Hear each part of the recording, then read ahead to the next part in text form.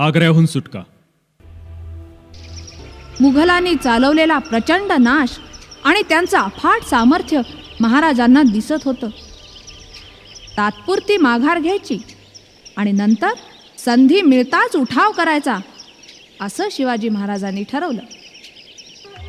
निवडक मंडळी घेऊन महाराज निर्भयपणे जयसिंगाच्या भेटीला निघाले. जयसिंगानं महाराजांचं स्वागत केलं. शिवाजी महाराज बोलण्यात मोठे चतुर, गोड गोड बोलले आणि जयसिंगाला फक्त एकच खोचक प्रश्न त्यांनी विचारला. यवनांची सेवा आपल्याला मनापासून आवडते का? जयसिंगांना उत्तर देता आलं नाही. ते म्हणाले, मला उत्तर देता येणार नाही. शिवाजी महाराजांनी 23 किल्ले बादशहाला द्यायचं ठरलं. शिवाय त्यांनी औरंगजेबाची भेट घ्यायची आणि औरंगजेबाची चाकरी करायची असंही ठरलं. 9 वर्षाच्या छोट्या शंभूराजा बरोबर महाराजांनी निर्भयपणे आग्र्याकडे झेप घेतली. महाराजांनी आग्र्यात पाऊल ठेवलं मात्र शहराच्या विलासी आणि आळसावलेल्या जीवनात नवीन चैतन्य निर्माण झालं. सगळ्यांच्या चर्चेला नवीन विषय मिळाला. महाराजांच्या साहसाच्या आणि पराक्रमाच्या गोष्टी दबकत का होईना बोलल्या जाऊ लागल्या. आपल्या वाढदिवसाच्या दिवशी महाराजांची भेट घेण्याचा मनोदय बादशहानं जाहीर केला. आपली बसण्याची जागा बादशहानं उंच ठेवली. महाराज दरबारात आले. पिता पुत्रांना 5000 मनसबदारांच्या रांगेत उभं करण्यात आलं. मग मात्र महाराज संतापून बादशहावर कडाडले. आमचा अपमान करण्यासाठी बादशहानं आम्हाला इथे बोलावलं आहे काय? सिंहासनाकडे पाठ फिरवून ताड ताड पावलं टाकत महाराज सरळ दरबारातून बाहेर पडले आणि आपल्या तंबूत जाऊन बसले. बादशाह खवळला. त्यानं शिवाजी महाराजांच्या छावणीला लष्कराचा गराडा घातला आणि महाराजांना नजर कैदेत बंद केलं. महाराजांना समजलं, आपण कैद झालो. इथून सुटायचं कसं? छोट्या संभाजी सकट इथून निसटायचं कसं?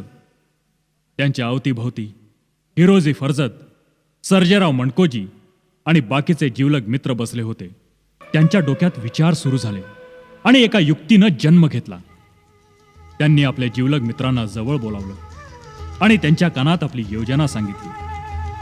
धोका होताच. ठरलेल्या योजनेप्रमाणे सर्वप्रथम महाराजांनी औरंगजेबाला गळ घातली. तुझ्या मनाप्रमाणे सर्व काही झालंय. मी आता बंदिवान आहे. मला माझ्या सैन्याचा तसा काहीच उपयोग नाही. त्यांना त्यांच्या घरी जाऊ द्या, म्हणजे तुमचा अन्न पाण्याचा खर्च तरी वाचेल. औरंगजेबच तो. त्याला काय कळणार गनिमी कावा म्हणजे काय? चांगलाच फसला. यानं लगेच परवानगीच देऊन टाकली. पहिली पायरी यशस्वीरित्या सर झाली. आता महाराज आणि त्यांचे सोबती एवढेच उरले. योजनेची दुसरी पायरी ती म्हणजे महाराजांनी खूप खूप आजारी पडायचं. आणि महाराज पडले की खूप आजारी, इतके की त्यांना हलता सुद्धा येईना. सारखे झोपूनच असायचे. मग एक दिवस अचानक महाराजांच्या पोटात दुखायला लागलं. मग भोवतालच्या लोकांनी औषध पाणी आणून दिलं. वैद्य सुद्धा आले, पण छे, कशाचाही उपयोग झाला नाही. महाराज काही बरे होईनात. दुखणं आणखीन वाढलं. ही बातमी शेवटी बादशाच्या कानावर गेली. बादशाला खरं वाटलं.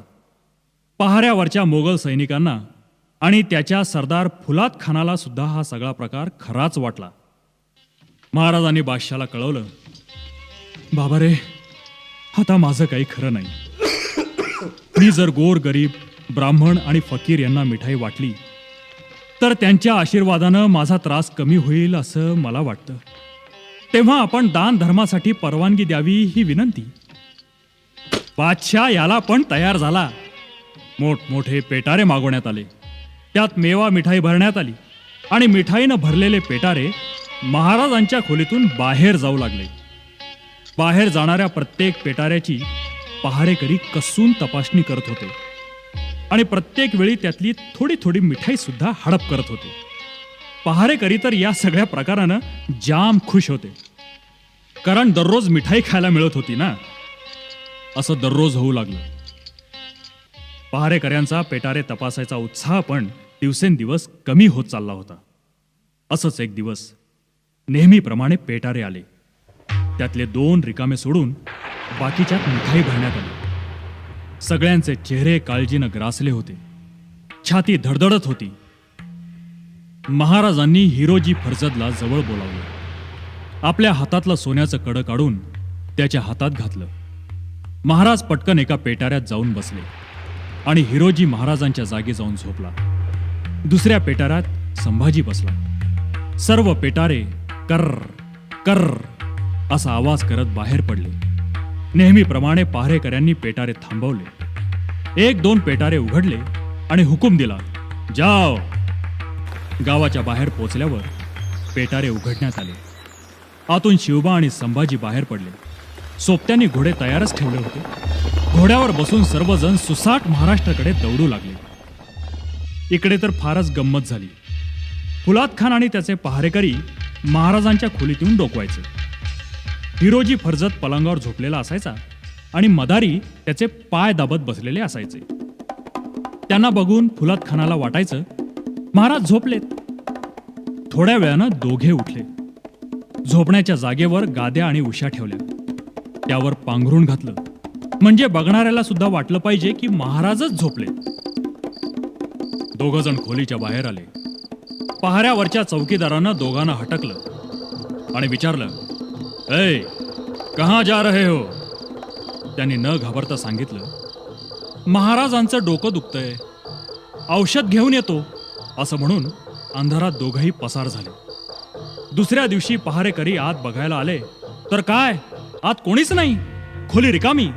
पहारेकऱ्यांनी पांघरून उचललं मात्र त्यांचे डोळेच पांढरे झाले. महाराजांच्या ठिकाणी गाद्या आणि उशा. फुलाद खानाची तर अवस्था विचारूच नका. नुसते त्याचे डोळे गरगर गरगर फिरत होते. त्याला वेड लागायची पाळी आली. त्याचा अजूनही विश्वासच बसत नव्हता. शिवाजी आपल्याला चकवून पळाला. अरे पण कसा, कुठे? पहारा असताना गायब झाला का अदृश्य झाला का उडून गेला? या अल्लाह, मेरा क्या होगा? औरंगजेबाला हे कसं सांगायचं? नुसत्या कल्पनेनं त्याला घेरी आली. औरंगजेबाला जेव्हा हा प्रकार समजला तेव्हा तर त्याला झटकाच बसला. अशक्य गोष्ट शक्य कशी झाली? शिवाजी शिवाजी, ये किस जादू का नाम है? शिवाजी नावाचा त्यानं धसकाच घेतला. बेचारा औरंगजेब करायला गेला एक आणि झालं भलतंच.